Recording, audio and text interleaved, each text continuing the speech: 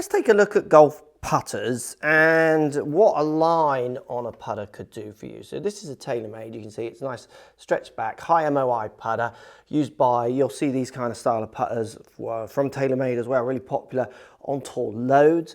And it's got a huge line up on the back where if I pick up, say, this ping putter here, it's a different shape, but don't let that fool you. No line, it's just clean. But it's not just to do with the shape. This is an Odyssey. Again, big shape, weight at the back, high MOI, resistance to twist, try and keep ball speeds consistent so your distance control stays somewhere in place.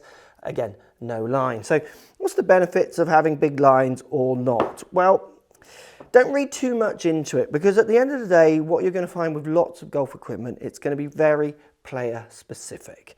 So me personally, I quite like no lines. I like a clean looking putter. So I will use the bronze to the black line. So this is a right angle to where I'm going as my lineup, and any of the lines on the end, so as they square off the toe and what have you, that's where I'm going to use my lineup lines for aiming my putter. And even just the face that you can see, putters all have a little bit of loft, so you can see a bit of the face and the leading edge.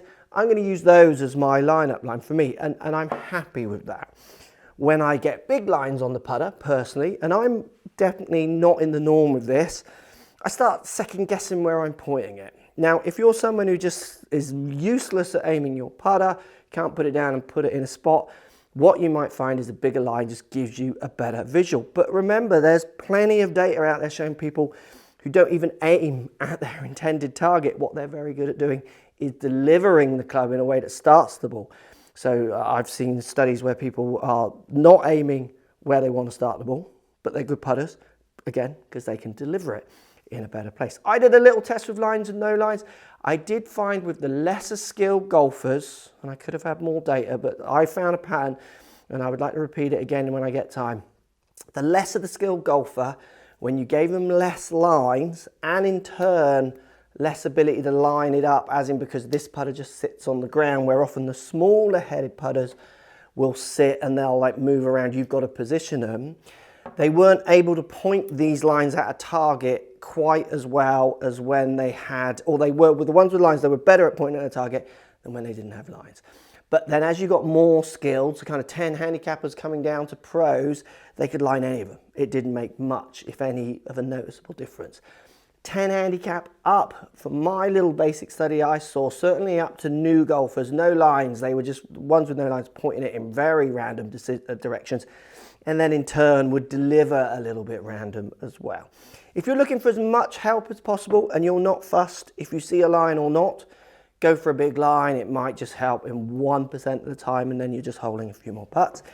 Again, if you're like me and you're someone who doesn't like lines, you would gravitate more to the shapes that don't have them, obviously. If you're someone who's in between, not quite sure, go with the shape and feel. Line would be secondary. Lines can help. They're not the be all and end all. I certainly don't see the needle shifted. I see the needle shifted for individuals. I don't see it so much as a blanket for all.